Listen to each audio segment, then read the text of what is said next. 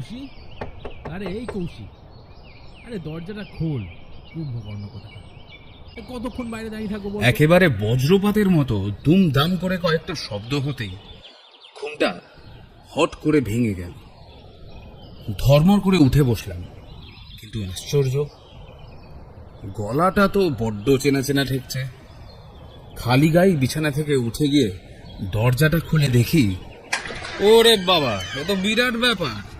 আরে একটা গ্রামে এসেও তোর এই বস্তাপচা স্বভাবগুলো পাল্টালো না? হ্যাঁ, এত সুন্দর একটা পরিবেশে কোথায় একটু সকালে উঠবি, মর্নিং ওয়াক করবি, কি সুন্দর ছবির মতো একটা জায়গা, তা নয় তুই ভসভস করে ঘুমোচ্ছিস। আমি এই দুজনকে দেখে এতটাই অবাক হয়ে পড়েছি যে কোনো জুৎসই উত্তর দিতে পারলাম না। মানব আর নান্টু আমার কলেজ লাইফের দুই বন্ধু। কতদিন এই দুটোকে দেখিনি। আমি একেবারে আনন্দে আত্মহারা। ওদের হাত পা ধুতে বলে রবির সাইকেলটা আমার বাড়িতেই রাখা ছিল। সাইকেলটা করে বাজার থেকে গরম গরম কচুরি আর জিলিপি কিনতে বেরোলাম। রাস্তায় রাম গাঙ্গুলির সাথে দেখা। আরে মাস্টার, এত সকালে কি ব্যাপার? এই বাড়ির থেকে বন্ধুরা এসেছে, কি বানাবো আবার, তাই একটু জলখাবারের ব্যবস্থা করতে বেরোলাম। তা তো দারুণ ব্যাপার। এই আমারও বাজার হয়ে গেছে, চলো যাই। খালি বাড়িতে যাওয়ার সময় বাজারটা নামিয়ে দিয়ে যাব, নইলে গিন্নি আবার জানোই তো। রাম গাঙ্গুলি বরাবরই এরকম প্রাণ খোলা মানুষ। তার মনে কোনো প্যাঁচ নেই। মিনিট 10 মধ্যে বাজার সেরে নিয়ে দুজনেই যখন পাশাপাশি সাইকেল চালাতে চালাতে গাবতলার রাস্তাটা ধরে বাড়ি ফিরছি, তখন গাঙ্গুলি মশাই বললেন, আরে মাস্টার, জানো তো একটা ব্যাপার হয়েছে। কি? আরে কর্মকার মশাই, আরে একেবারে রেগে তো খাপ্পা। কেন, কি হলো আবার? আরে বাবা, আমরা ওনাকে সেদিন নিশিকান্তপুরে নিয়ে যেতে ভুলে গেছিলাম, এই জন্য। আরে আমরা কি যেচে গেছিলাম নাকি? যেন পিকনিক করতে গিয়েছিলাম সবাই মিলে ওনাকে ছাড়া। উনি বলছেন যতক্ষণ না ওনাকে সব পুঙ্খানুপুঙ্খ বলা হচ্ছে ততক্ষণ উনি নাকি আমাদের আর কোনো গল্পই বলবেন না। ও আচ্ছা, এইবার বুঝেছি। ওই জন্যই যেদিনকে ওই খাওয়া দাওয়া হলো, বোম্বলরা সবাই এলো, উনি অমন মুখ গোমড়া করে বসেছিলেন। ভালোই হয়েছে একদিকে, ওই শ্মশানের শেষ রাতের পর ভূতটুতের গল্প শোনার শখ আমার মিটে গেছে। তবে একসাথে বসা হবে তো? হ্যাঁ, তা তো হবেই। ইয়ে, গাঙ্গুলি মশাই কিছু বলতে গিয়েও বলতে পারলেন না। আমার কয়েকটা দিন একটু শরীর খারাপ ছিল, তাই আমি চরণ ঘোষের বাড়ির আসরে যোগ দিতে পারিনি। কিন্তু কর্মকার মশাই গোসা করে থাকলে যে চলে না, তার রাগ তো ভাঙাতেই হবে। আমি জিজ্ঞেস করলাম, আচ্ছা তা ওনাকে ঘটনাটা বলতে হবে তাই তো? আরে বলা হয়ে গিয়েছে তো। এই কাল সন্ধ্যাতেই তো আমরা সব বসে ওই নিয়েই কথা বললাম। ও আচ্ছা, তবে একটা কথা বলে রাখছি, আমার বন্ধুদের আবার এইসব নিয়ে কিছু বলবেন না কিন্তু। ওদের থেকে বাড়ির লোক জানবে, আর তারা জানলে মহা অশান্তি। এত কাণ্ড হয়ে গেল, আমি কিন্তু বাড়িতে একটাও কথা বলিনি। বেশ বেশ। আজ ছুটির দিন, অফিস যাওয়ার কোনো তাড়াহুড়ো নেই। জমিয়ে 4 জন মিলে সকালবেলায় যখন জল খাবার খাচ্ছি, তখন রাম গাঙ্গুলি আমার বন্ধুদেরকে, মানে মানব আর নান্টুকে বললেন, তাই বলছি কতদিন আছেন মশাই? এই তো আজ হলো বৃহস্পতিবার, আর আমরা রোববার ফিরবো ভাবছি। ও দারুণ ব্যাপার, ও অনেক সময় আছে। অনেক দূর থেকে এসছেন, আজকে দুপুরবেলা একটু জিরিয়ে নিন। বিকেলের দিকে ঘুরতে ঘুরতে মাস্টারের সঙ্গে ফটিকের দোকানে চলে আসবেন। বেশ বেশ, তাই হবে। তবে আমাদের আপনি আগে করাটা একটু বন্ধ করুন। আপনাদের কথা কিন্তু আমরা জানি। হ্যাঁ, মানে এই কৌশি, মানে আপনাদের মাস্টার বলেছে কিন্তু। আচ্ছা, এই ঘোষবাবুদের বাড়িতে আজকে আড্ডা বসবে তো? আলবাদ বসবে, নিশ্চয়ই বসবে। রাম গাঙ্গুলি বেরিয়ে গেলে আমরা সবাই মিলে জমিয়ে গল্প করতে করতে একসাথে রান্না বান্না করতে বসলাম। দুপুরে গরম গরম ভাতের সাথে মাংসের ঝোল দিয়ে খেয়ে জমিয়ে দিলাম একটা ঘুম। সেই দিনগুলোর কথা মনে পড়ে গেল, যখন আমি মাঝে মাঝেই কলেজের ফাঁক করে ওদের মেসে গিয়ে হুল্লোড় করতাম। দুপুরে গরম গরম ভাত দিয়ে মাংসের ঝোল খেলাম। বারান্দায় দাঁড়িয়ে দাঁড়িয়ে বিড়িতে সুখটান দিয়ে মারলাম এক ঘুম। বর্ষা এসে পড়েছে, যখন তখন বৃষ্টি নামছে, মাঠ ঘাট জলে ভরা। বাড়ির উল্টো দিকের জায়গাটা দেখে বোঝা যায় না যে সেটা ধানের জমি না বিশাল আকার একটা দিঘি। পালে পালে বক নামছে মাছ ধরতে। মাঝে মধ্যে আকাশে ঘন মেঘ ভিড় করে এসে জমছে, আর তারপরেই জমিয়ে বৃষ্টি।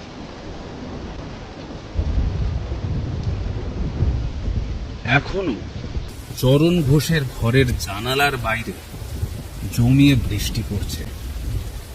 সন্ধ্যা হয়েছে। বিকেলে রাম গাঙ্গুলির কথা মতো আমরা সবাই ফটিকের দোকানে এসে জুটেছিলাম।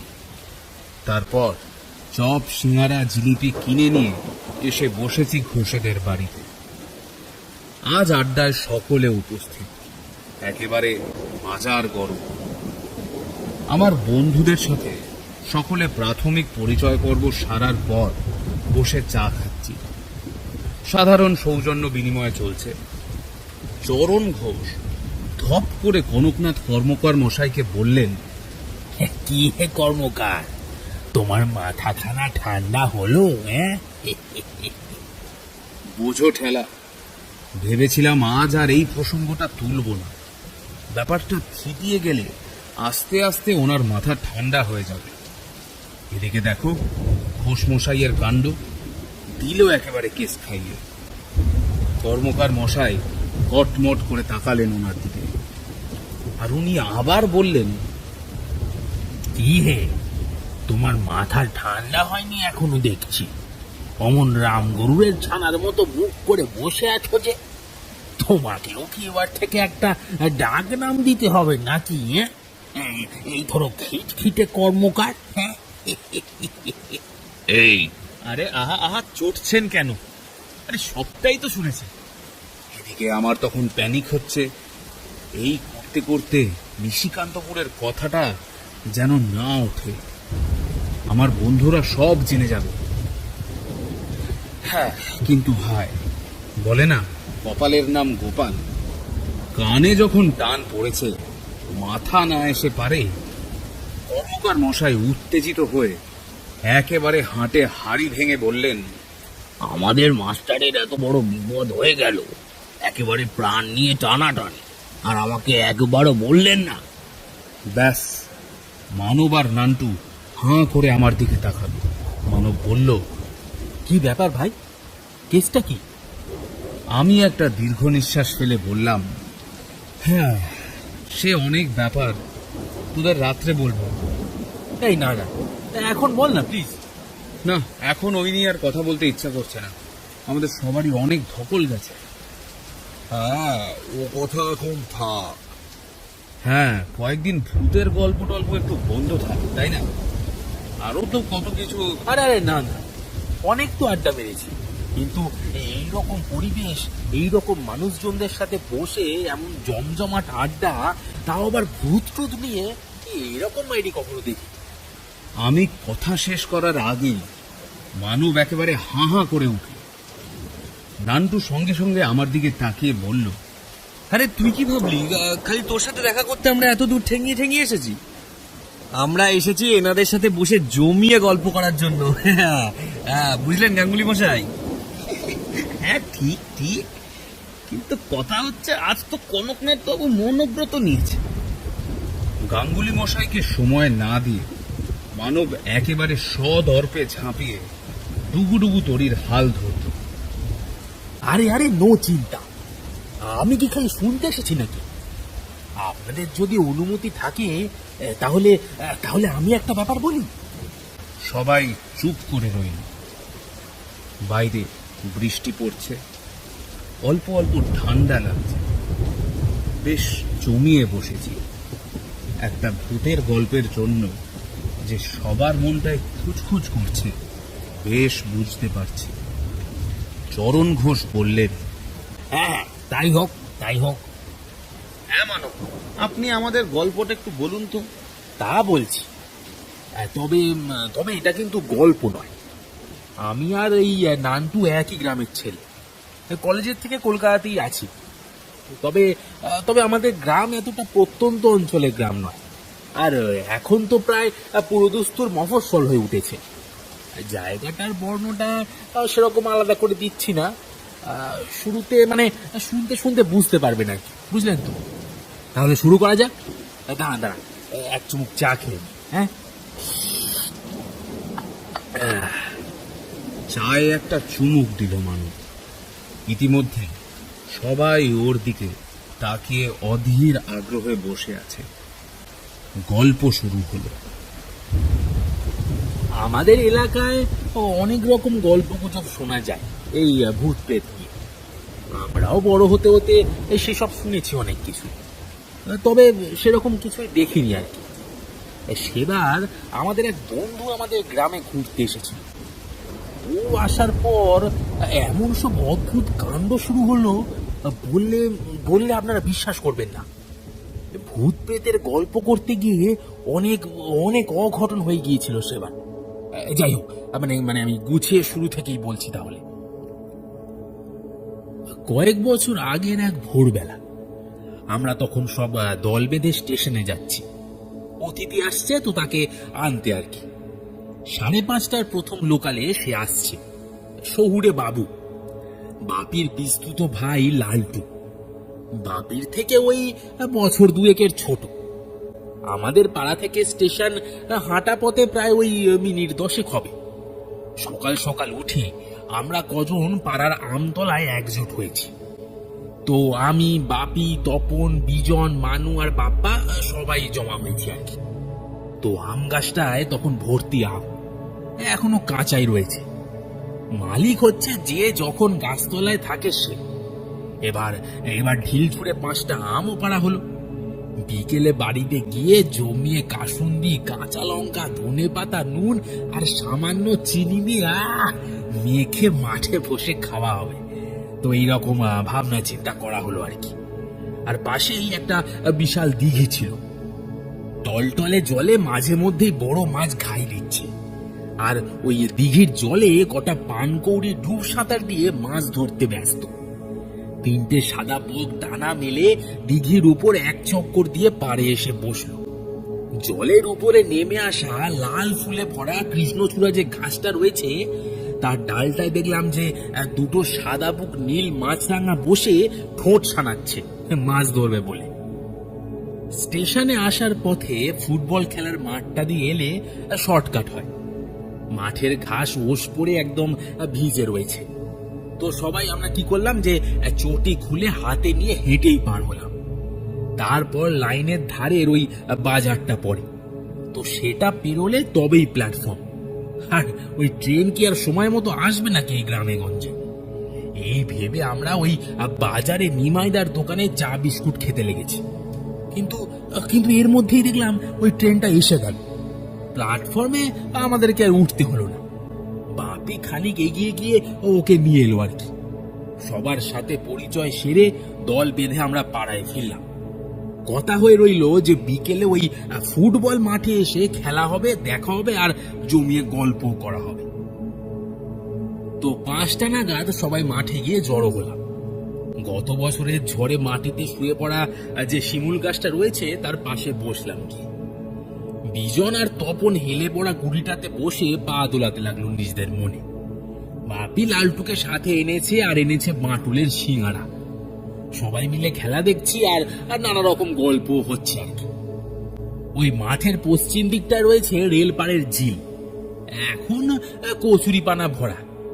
এক সময় ঝিলে পানি ফল চাষ হতো। বর্ষাকালে ছুটির দিন দুপুরবেলায় ফুটবল খেলে কাদা মাখা গায়ে ওই ঝিলে নেমে পানি ফল তুলে আমতলার দিঘিতে এসে স্নান করতাম আর পানি ফল খেতাম সব। ঝিলের পরে রয়েছে বাঁধের মতো উঁচু রেল লাইন। লালটু অবশ্য কথা বেশি বলছে না, ও চারদিক দেখতে আর আমাদের কথা শুনতেই ব্যস্ত। মাঠের চারপাশে নানা রকম বড় বড় গাছ, কোনোটাতে হলুদ, কোনোটাতে লাল, আবার কোনোটাতে বেগুনি রঙের ফুল ফুটে আছে। লালটু বলল, তোমাদের এখানে কি নিরিবিলি শান্ত পরিবেশ না? কত সবুজ, কত প্রকৃতির রং, কত রকম পাখি। কি সুন্দর তাই না? শহরে তো শুধু কাক আর শালিক ছাড়া কোনো পাখিও দেখি না। সূর্য অস্ত যাওয়ার পরেও বেশ খানিকক্ষণ আলোর রেস থাকে, তারপর ধীরে ধীরে সন্ধে নামে আর কি। গ্রামের দিকে তোমার ওই মোটামুটি 9টা মানেই কিন্তু বেশ গভীর রাত। খেয়ে দিয়ে আমি আর বিজন আবার বাপিদের বাড়ি গেলাম, আর তপনও এলো কিছুক্ষণ পর। ওদের ছাদে গিয়ে মাদুর বিছিয়ে বসে বেশ গল্প গুজব হচ্ছে। ওই খাওয়া দাওয়ার গল্প, মাছ ধরার গল্প, বেড়ানোর গল্প। লালটুর বাবা কেন্দ্রীয় সরকারি কর্মচারী, সেই সুবাদে ও অনেক জায়গায় ঘুরেছে, অনেক কিছু দেখেছে।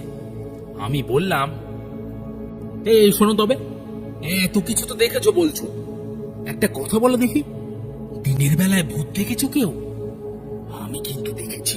সে আবার কিরকম শুনি? রাতে আবার ভয় পেও না বাপু কেউ। তো এটা প্রায় 15 বছর আগেকার কথা।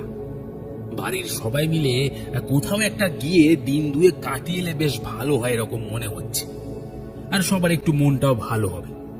কম খরচের মধ্যে বকখালি যাওয়া হবে বলে ঠিক হলো। তখনও ওই হাটানিয়া দোয়ানিয়া নদীর ওপরে ব্রিজটা তৈরি হয়নি। এখান থেকে হাওড়া, তারপর হাওড়া থেকে ধর্মতলা গিয়ে বকখালির বাস ধরতে হবে। সিটিসির বাস নারায়ণপুর ফেরিঘাট থেকে বার্জে করে যাত্রী সহ নদী পার হয়ে বকখালি যায়। তো বাড়ির থেকে সকাল সকাল বেরিয়ে ধর্মতলা থেকে 7টার বাসটা ধরলে 12টার মধ্যে বকখালি পৌঁছে যাওয়া যাবে। আর ওই তখন তো অনলাইনে বুকিং এর ব্যবস্থা চালু হয়নি, তো ওই রাইডার্স বিল্ডিং এর কাছে বিভিন্ন অফিসের হলিডে হোম বুক করতে হতো, অথবা ওই পৌঁছে গিয়ে হোটেল খুঁজে নিতে হতো আর কি। আমার কাকা কোনো একটা ব্যাংকের 4টে ঘর বুক করেছিল, কিন্তু তখনও সেটা বোঝা যায়নি যে বকখালির কোথায় রয়েছে ঘরটা। ব্যাংকের বুকিং ক্লার্কটা বলে দিয়েছিল যে সমুদ্রের কাছে এই যা। যাওয়ার দিন ভোর 4টের থেকে বাড়ির সবাই তৈরি হতে শুরু করে দিল। সে একেবারে হই হই রই রই ব্যাপার যাকে বলে। ভোর 5টায় দল বেঁধে আমরা সবাই রওনা হলাম। আর চারিদিকে বেশ ভালোই কুয়াশা হয়েছিল। স্টেশন থেকে 5টা 20 ট্রেন ধরে 6:45 নাগাদ হাওড়া পৌঁছে বাস ধরে ধর্মতলা বাস স্ট্যান্ডে আমরা সব সময় মতো পৌঁছালাম।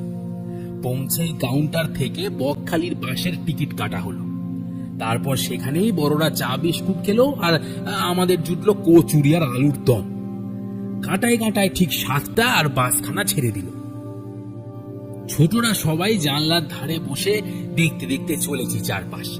ভিক্টোরিয়া মেমোরিয়াল, চিড়িয়াখানা, আলিপুর হয়ে ডায়মন্ড হারবার রোড ধরে মাঝেরহাট রেল ব্রিজ পার হয়ে জোকার দিকে চললো বাসটা। আর সময়টা ছিল যতদূর মনে পড়ে ওই কালী পুজোর পরপর হবে। হালকা ঠান্ডার একটা বেশ আমেজ রয়েছে।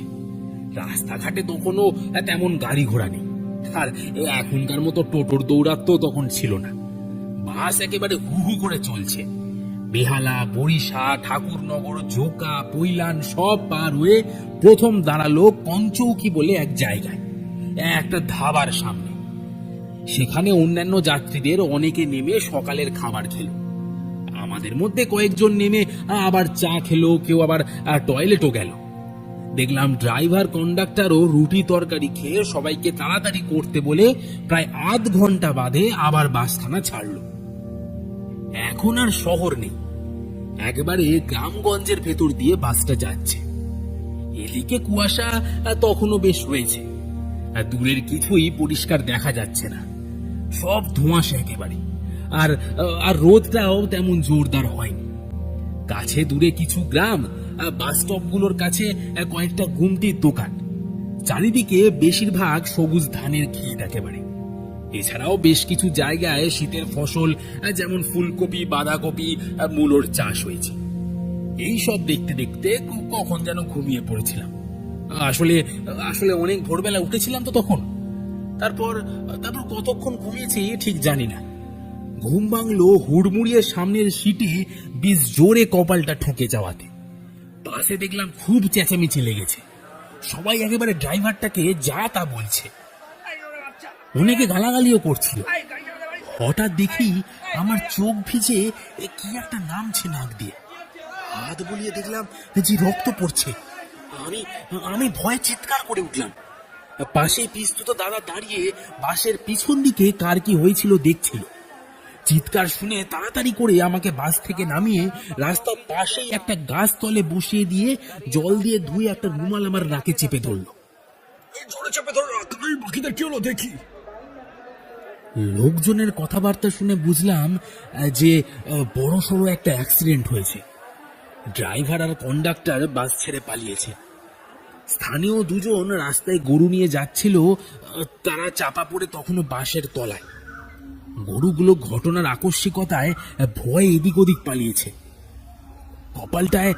কপালটায় খুব ব্যথা করছিল আমার।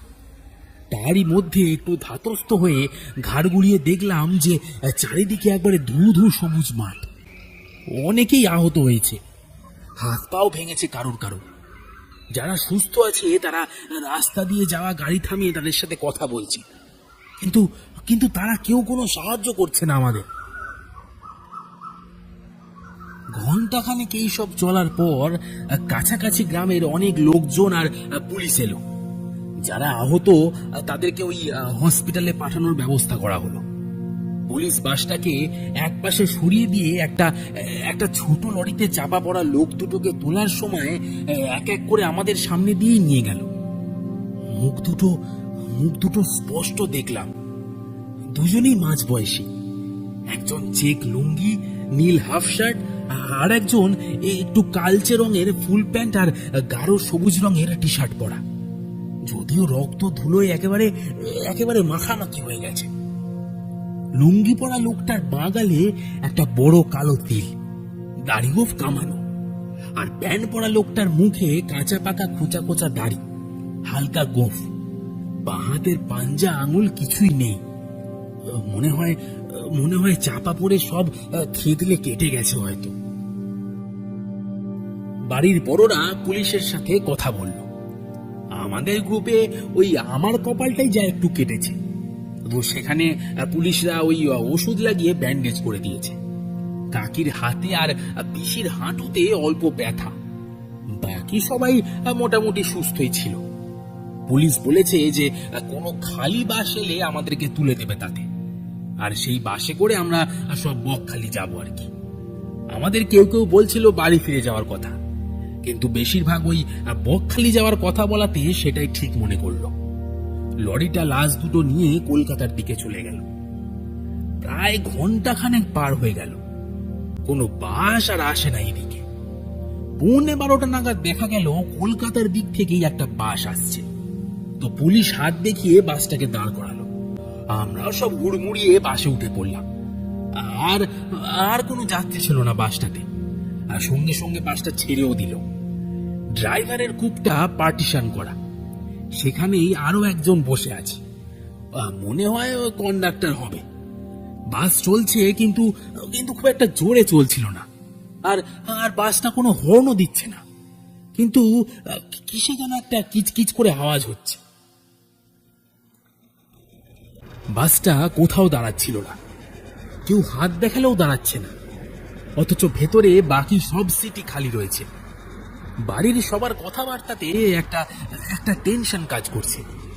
ওদের দুজনকে আমাদের মধ্যে থেকে দু একটা প্রশ্ন করলো, কিন্তু কোনো উত্তর এলো না।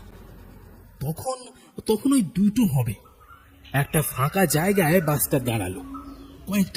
কয়েকটা দোকানপাট পেরিয়ে এসে বেশ খানিকটা এগিয়ে গিয়ে ড্রাইভারের পাশে বসা লোকটা বলল, ওই একটু পিছন দিকে দেখুন, কটা দোকান আছে, একটা ভাতের হোটেলও আছে।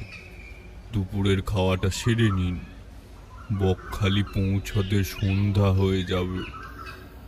হোটেলে গিয়ে জানা গেল যে মোটামুটি নির্দিষ্ট পরিমাণ রান্না করা হয়। আমাদের সবার জন্য ভাত হতে গেলে খানিকটা সময় লাগবে, আর তার সাথে পাওয়া যাবে মুসুরির ডাল, অমলেট, পাঁপড় ভাজা, কাঁচা পেঁয়াজ আর লঙ্কা। তো কি আর করা যাবে এই অবস্থায়? আমরা তাই রাজি হয়ে গেলাম। এই অবসরে আমরা একটু ঘোরাঘুরি করছি। আমার টয়লেট পাওয়ার কথা পিসাকে বলাতে বলল, যা বাসের সামনের দিকটায় চলে যা, কেউ দেখতে পাবে না, আড়াল হবে, রাস্তায় উঠবি না। তাই গেলাম।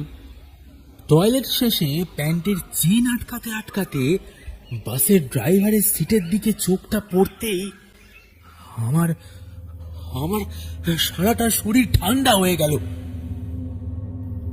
আমার আমার গায়ের লোম সব খাড়া হয়ে গেল। এটা এটা আমি কি দেখছি? লোক দুটো আমার দিকে তাকিয়ে দাঁত বার করে হাসছে। ড্রাইভারের সিটে সেই নীল হাফ শার্ট পরা লোকটা, বাঁ গালে বড় কালো তিল, দাড়ি গোঁফ কামানো। আর পাশের লোকটা গাঢ় সবুজ রঙের টি শার্ট পরা, কাঁচা পাকা খোঁচা খোঁচা দাড়ি, হালকা গ্লোভ। বাঁ হাতটা আমার দিকে নাড়ছে, তার পাঞ্জাটা নেই, রক্ত গড়িয়ে পড়ছে। এরপর যখন জ্ঞান ফিরলো তখন চোখ খুলে দেখলাম যে আমি কোনো হসপিটালের বেডে শুয়ে রয়েছি। তখন রাতের বেলা একটা ডিম লাইট জ্বলছে, স্যালাইন চলছে, আর ঠিক মাথার উপর অবিকল একদম বাসটার মতো কিচকিচ করে আওয়াজ করে পাখাটা ঘুরছে। এপাশ ওপাশ ঘাড় ঘুরিয়ে দেখলাম আপাত মস্তক সাদা চাদর মুড়ি দিয়ে সবাই শুয়ে আছে। আমার জ্ঞান ফিরেছিল আমার বাড়ি ফিরে। সেদিনকার সেই দুর্ঘটনায় আমার পিস্তুত দাদা, পিসেমশাই, কাকা আর কাকি সকলেই মারা গিয়েছিল। আজও বকখালি আর ঘোরা হয়নি আমার।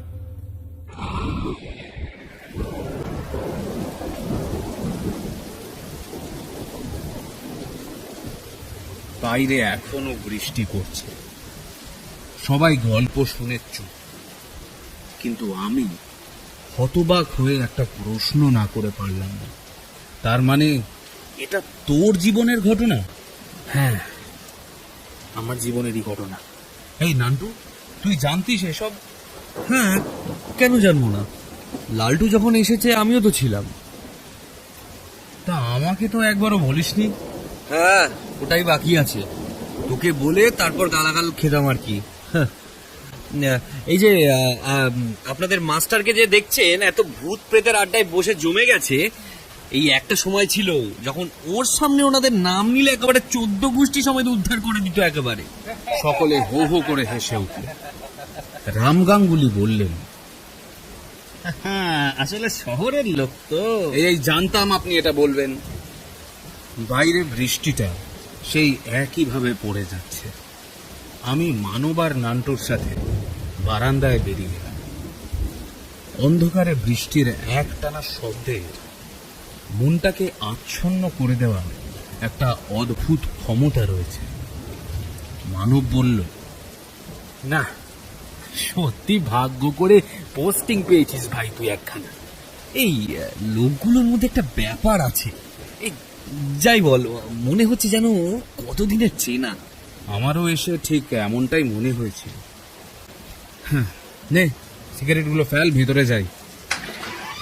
ভেতরে গিয়ে দেখি ঘোষবাবুর মেয়ে চপ, সিঙ্গারা আর জিলিপিগুলো দুটো থালায় করে নিয়ে এসেছে, আর রাম গাঙ্গুলি হ্যাংলার মতো সেই দিকে তাকিয়ে আছেন। আমি বললাম, নিন নিন, আপনি একটা তুলে নিন। ইয়ে মানে এই একটা নি তাহলে। এই আপনারাও শুরু করুন না। আয় মা, আয় আয় আয়। বলছি একটু আদা দিয়ে চা বানিয়ে দিস তো আর একবার। আচ্ছা, দিচ্ছি বাবা। ইয়ে মানব, তোমাকে তুমি বলছি, কিছু মনে করো না। তুমি তো বেশ জমিয়ে গল্প বলতে পারো দেখছি। তা তুমি যে লালটুকে তোমাদের বাড়ির ব্যাপারটা বললে তা তো বুঝলাম, কিন্তু শুরুতে যে বললে সে তোমাদের গ্রামে আসার পর কিসব উদ্ভট হয়েছিল, তা লালটুও কি তেনাদের খপ্পরে? একেবারে ঠিক ধরেছে। এবার তো সেটাই বলবো ভাবছিলাম। বলো না শুনি। রাম গাঙ্গুলি একটা শেষ করে দ্বিতীয় সিঙ্গারাতে নির্লজ্জের মতো একটা কামড় বসিয়ে বললেন, ধুর মাস্টার, না বলো মানব, বলো। একবার গলা ঝেড়ে নিয়ে মানব আবার শুরু করলো, তাহলে তাহলে বলি শুনুন। লালটু বাপিদের বাড়িতে এসেছে তা প্রায় দিন কয়েক হলো আর কি। আমাদের গ্রামে তো দেখার মতো বিশেষ কিছুই নেই, মানে মানে আমরা অন্তত দেখি না। লালটু কিন্তু অনেক কিছু খুঁজে পাচ্ছে। ওই যেমন ধরুন মাটির দোতলা বাড়ি, খড়ের চালা, তার সামনে গোবরে নিকানো উঠোন, চালের উপরে গাছে নধর কচি কচি চাল কুমড়ো, চারচালা টিনের ঘর, ইটের গাঁথা তুলসী মঞ্চ, ধান ভাঙানোর ঢেকি ঘর, ধান সেদ্ধ করার উনুন, মস্ত বড় লোহার কড়াই, গোয়াল ঘর, তার পাশে দাঁড় করানো লাঙল, আরো কত কি। ফটো তুলে তুলে আমাদের দেখাচ্ছে, আর কত প্রশ্ন ওর। আসলে সবকিছুই তো ওর কাছে নতুন লাগছে। ক্যামেরা হাতে হাতে ঘুরছে আর ফটো তুলছে। এই কয়েকদিনে ওকে সবাই বেশ চিনে ফেলেছে। গ্রামের প্রায় বহু বছরের পুরনো দুর্গা দালান, আর যদিও বছরখানেক বাদে বাদে নতুনের প্রলেপ দেওয়া হয়। এখন ঢালাই ছাদ, মেঝেতে সাদা পাথর আর বিশাল গ্রিলের দরজা। মন্দিরের প্রতিষ্ঠাতারা আজ আর কেউ বেঁচে নেই। ঢোকার মুখে পিলারের উপর দুই পাশে সিংহ মূর্তি। মন্দিরের ভেতরের অষ্টধাতুর দুর্গা মূর্তি রয়েছে। এলাকার এক শিক্ষক মশাই দিয়েছিলেন প্রায় 25 বছর আগে। সেই দুর্গার নিত্য পুজো হয় সকাল সন্ধে। গ্রামের ঠাকুর মশাই চাটুর্যে জেঠু এখন পুজো করে, বংশ পরম্পরা ধরে ওনারাই করছে। মন্দিরে ঢোকার ঠিক ডান হাতে শিব মন্দির। এইসব টুকিটাকি কিছু আমরা ওকে দেখাচ্ছি। তা এই রকম একদিন বিকালে লালটু একাই গ্রামে ঘুরছিল। ও অবশ্যই ওর ওই ক্যামেরাটা হাতে নিয়ে। হঠাৎই ওর সাথে বিজনের দেখা। বিজন ওকে জিজ্ঞাসা করে, এই লাইনের উপরে যাবি নাকি? এই ছবি তোলার জন্য অনেক কিছু পাওয়া যাবে। একটা কারখানা বন্ধ হয়ে প্রায় 15-16 বছর যাবৎ পড়ে আছে। আজ আর মানুষের পা পড়ে না বললেই চলে সেখানে। অথচ এক সময় এই কারখানায় 1000 মতো লোক কাজ করত। মাসের শেষ শুক্রবার তাদের মাইনে হতো। সেই দিন প্ল্যাটফর্মে হাট বসতো। সে যেন ছিল পুরোপুরি রবি ঠাকুরের হাট কবিতা। অবশ্য পার্থক্য ছিল একটাই, সেই হাট ছিল পদ্মা পাড়ে, আর এই হাট বসতো লাইন ধারে। সেই বেতের বোনা ধামাকুলো থেকে আরম্ভ করে উচ্ছে, বেগুন, পটল, মূলো কি না পাওয়া যেত সেখানে। এখন ঠিক মনে নেই, তবে দিনে রাতে মিলিয়ে প্রায় 12-13 বার সাইরেন বাজতো। কাছাকাছি গ্রামগুলোতে ঘড়ি দেখার দরকার হতো না। কিন্তু আজ সেখানে শুধু পড়ে আছে কারখানার ভুতুরে ভাঙাচোরা শেডগুলো আর লোহার বড় বড় কিছু যন্ত্রপাতি। কাঠের যা ছিল তাতে পিঁপড়ের উইয়ের বাসা হয়েছে। অযত্নে ইচ্ছে মতো চারিদিকে ডালপালা ছড়িয়ে গজিয়ে ওঠা বহু গাছপালা রয়েছে। আর সেই বড় গাছগুলোতে বক, পানকৌড়ি, সারসের বাসা। শেয়াল বেজির দল, ভামভিড়াল, বিশাল আকারের মিঠো ইঁদুর, চন্দ্রবোরা, গোখরোর মতন বিষাক্ত সাপ, আরো অনেক কিছু এখন নিশ্চিন্তে ঘুরে বেড়ায়। তাড়াতাড়ি গিয়ে সন্ধ্যার আগেই ফিরতে হবে, ওখানে নাকি তেনাদের খুব দেখা যায়। লালটু রাজি হলে ওরা দুজনে মাঠ বাজার পেরিয়ে স্টেশনে ওঠে। গ্রামের পশ্চিমে রয়েছে রেল লাইন আর স্টেশন। স্টেশনে অনেক গাছ, বট, অশ্বত্থ, শাল, পলাশ, শিমুল, একটা অনেক পুরনো বকুল গাছও আছে সেখানে। ছোটবেলায় স্কুলে যাওয়ার সময় সকালবেলা ঝরে পড়া বকুল ঢুকিয়ে সরু ঘাসে মালা গেঁথে দিদিমণিদের দিতাম। সে এক অন্য প্রেম ছিল। সারাদিনে সন্ধ্যা অবধি বেশ কিছু লোকাল ট্রেন দাঁড়ায় স্টেশনটায়। দুটো চায়ের দোকান সন্ধ্যে 7টার শেষ ট্রেন যাওয়া অবধি খোলা থাকে। দুই মাথায় দুজন সবজিওয়ালা গ্রামেরই টাটকা সবজি নিয়ে 7টার ট্রেনের লোকজন চলে যাওয়া অবধি বসে। কেবল প্ল্যাটফর্মের হলুদ বাতি 3টে টিমটিমিয়ে শুধু সারা রাত জ্বলতে থাকে। সেই আলোয় সবকিছুই যেন ভুতুড়ে লাগে। 3টে লাইন টপকে প্ল্যাটফর্মের উপর দিয়ে খানিকটা ঢালে নিচের দিকে নামলেই কারখানার এলাকা শুরু হয়। কারখানার মূল লোহার গেটে তালাটা এত বছরের রোদে জলে জং পড়ে গেছে।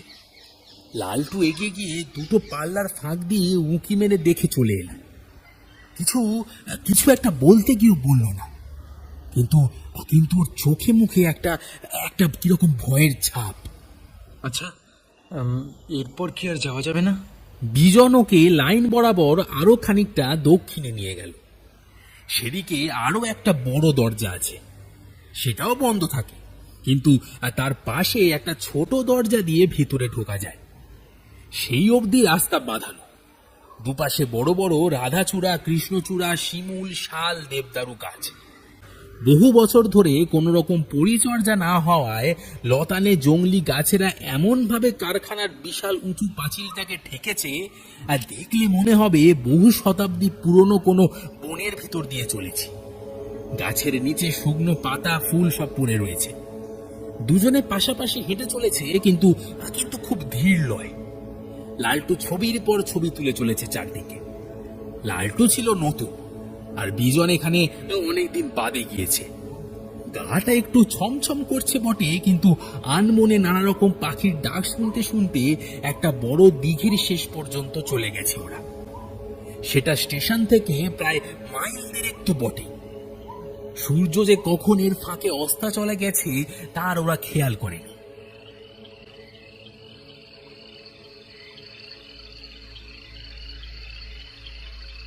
ততক্ষণে ওরা অনেকটা ভিতর অব্দি পৌঁছেছে। যখন হুঁশ ফিরেছে তখন প্রায় সন্ধ্যা নেমে গেছে। আকাশের পশ্চিম কোণে লালচে রং ধরেছে। এই ঝড় উঠবে বলে মনে হয়। বিজন লালটুকে বলল, চল এবার ফিরে যাই। ভিতরের রাস্তাগুলো এত বছরে প্রায় ভেঙে চুরে গেছে। বড় বড় গর্ত, দুদিন আগের বৃষ্টিতে জলে ভরা। আসার সময় আলোতে দেখে পা ফেলা যাচ্ছিল, কিন্তু অন্ধকারটা যেন ঝপাত করে নেমে এলো। কিছুই আর ঠাহর করা যাচ্ছে না। মাঝে মধ্যেই জল ভর্তি গর্তে, কাদায় পা পড়ছে। যতই তাড়াতাড়ি চলার চেষ্টা করছে দুজনে, ততই যেন কিসের পিছু টানে ওদের গতি ক্রমশ কমছে। পিছন থেকে দু চারজনের আওয়াজ শুনে ওরা দাঁড়িয়ে পড়ল। ঘুরে তাকিয়ে দেখলো বেশ খানিকটা দূর থেকে কারা যেন খুব আস্তে আস্তে ওদের দিকে এগিয়ে আসছে। দূরে একটা বাজের ঝলকানিতে লালটু আর বিজন মুহূর্তের জন্য দেখলো যে ওই মূর্তিগুলো দাঁড়িয়ে গেছে, হালকা দুলছে। পা নেই বলে মনে হলো। বিজন বলল, চল চল লালটু, তুই পা চালা। বলতে না বলতেই এবার বেশ কাছাকাছি বিদ্যুৎ চমকালো। তার আলোয় এক ঝলক স্পষ্ট দেখা গেল চারটে মানুষের মতো মূর্তি, পুরো কালো চাদরে শরীরগুলো ঢাকা। রাস্তার পাশের বড় অশ্বত্থ গাছটায় বসে পা দোলাচ্ছে, কিন্তু এবার মাথাগুলো নেই। আর সরু লিকলিকে হাত নেড়ে যেন ওদের ডাকছে।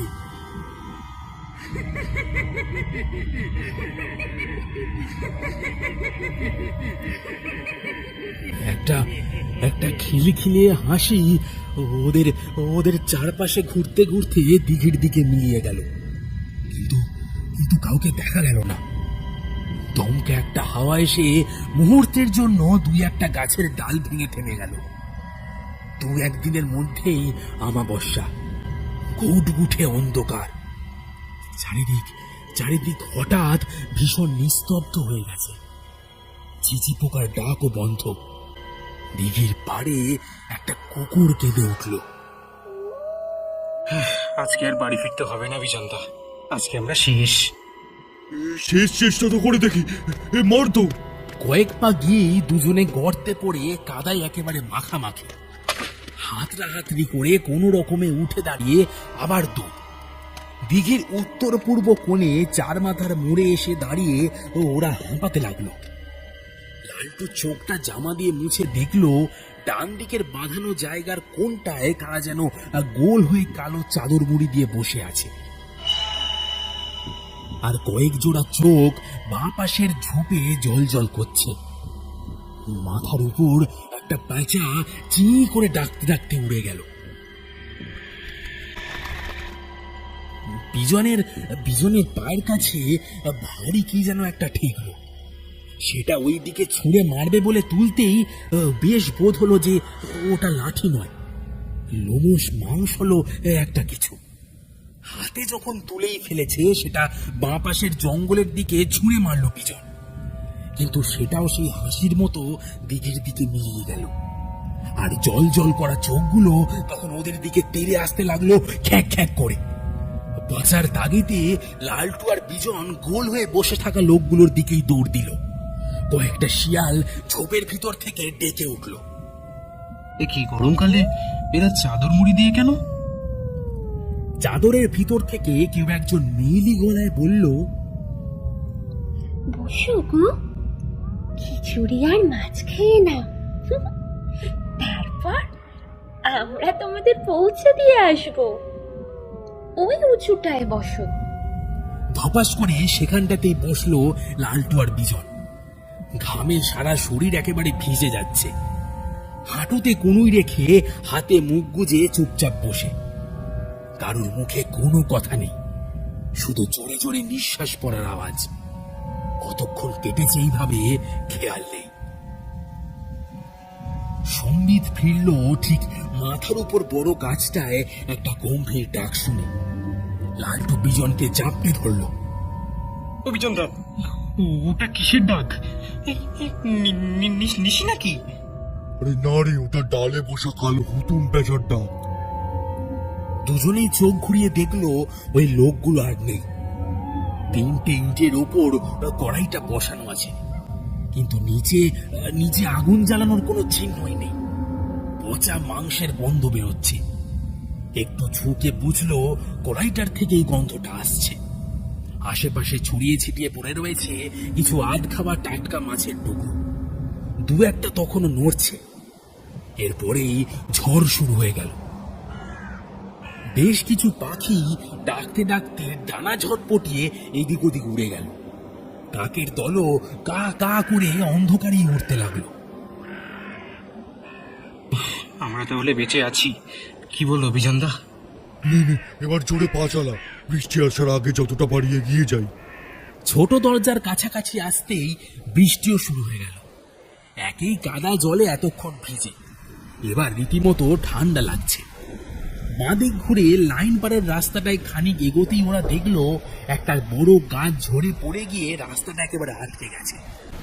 পার হয়ে যাওয়াটা লালটুর পক্ষে বেশ দুষ্কর হবে ভেবে বিজন বলল, এই চল চল, রেল লাইনে উঠে পড়ি। দুজনে ঝোপঝাড়ের মধ্যে দিয়ে কোনো রকমের লাইনে উঠে এলো।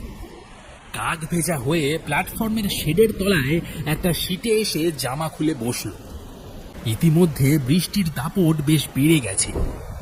গ্রামের দিকের কোনো আলো চোখে পড়ছে না। স্টেশনের বাতিও জ্বলছে না। মনে হয় ঝড়ের দরুন কারেন্ট চলে গেছে। শুধু সিগন্যাল পোস্টের লাল সবুজ বাতিগুলো ঝাপসা দেখা যাচ্ছে।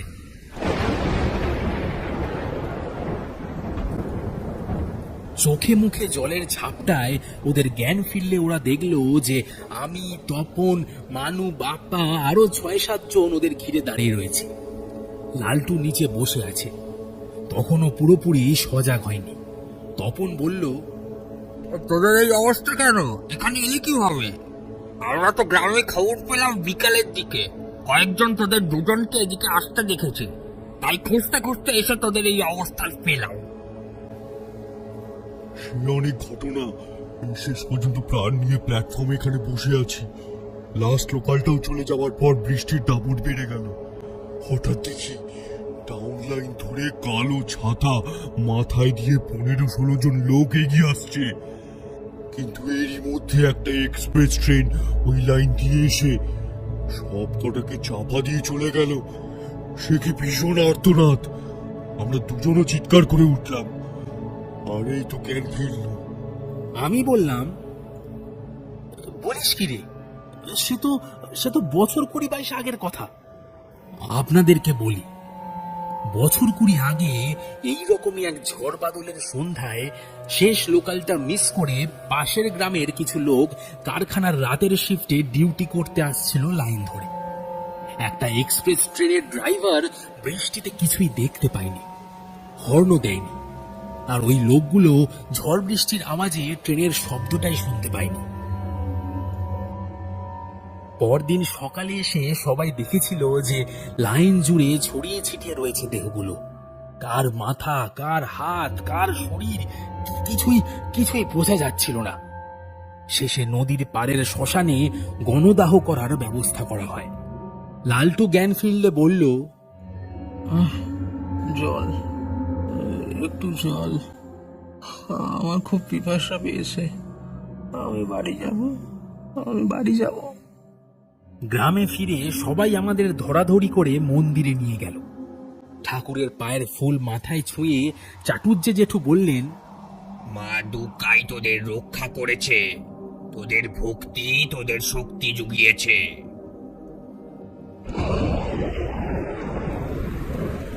মানব এত গুছিয়ে ঘটনাগুলো বলছিল যে সবাই ডুবে গিয়েছিলাম ওই গল্পে। ও থামলে উমানাথ চক্রবর্তী মানে আমাদের ঠাকুর মশাই ওকে বললেন, মা আছে, রক্ষা করলে তিনিই করবেন। হ্যাঁ রে, এরপর লালটু পালায়নি তোদের ওখান থেকে? না না, তারপরেও অনেক ঘটনা হয়েছিল সেবার। সেগুলো কাল বলি, না হলে একদিনই তো সব বলা শেষ হয়ে যাবে। চরণ ঘোষ বললেন, হ্যাঁ, তাই ভালো, কালই বলো না হয়। তবে আমার একটা দাবি আছে এখানে। কাল বসা হলে কিন্তু কর্মকার মশাইকে একটা গল্প বলতে হবে। উনি একটা বললে তবেই আমি আর একটা বলবো। বেশ তাই হবে। কি করুদা? তা বলা যাবে খন। চলো, আজ অনেক রাত হলো, উঠি নাকি? কিন্তু বৃষ্টি? বৃষ্টি থামবে বলে তো মনে হচ্ছে না। ছাতা তো আছেই, চলো বেরোই। আমরা সবাই উঠে পড়লাম। বেরোনোর সময় চরণ ঘোষ আমার বন্ধুদের হাত ধরে বললেন, আর সত্যি বলছি, খুব ভালো লাগলো আমার। আজ যে তোমরা সবাই এখানে এলে, সত্যি খুব ভালো কাটলো সময়খানা। হ্যাঁ, আমাদেরও। কালকে আবার এসো। আমাদের এই আড্ডায় তোমাদের মতো সবার জন্যই দরজা খোলা আছে। হ্যাঁ, কাল আমাদের এই তালদিঘিটা ঘুরে দেখো, আমি কথা দিচ্ছি, মন একেবারে ভরে যাবে তোমাদের।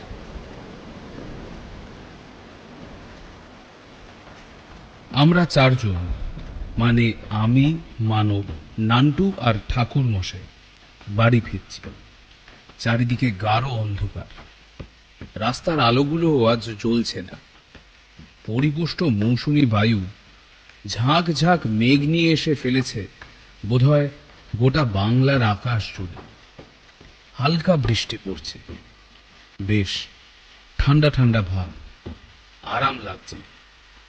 মনটা বেশ প্রশান্ত। বন্ধুরাও এসেছে তার উপর।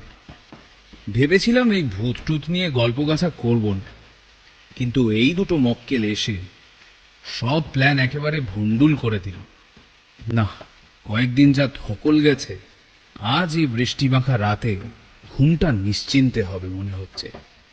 বোধহয় সারা বাংলা জুড়ে সব শহর মফস্বল আনাচে কানাচে লুকিয়ে থাকা গ্রামগঞ্জে আজ এই বৃষ্টি মাখা রাতে মানুষ নিশ্চিন্তে ঘুমাবে।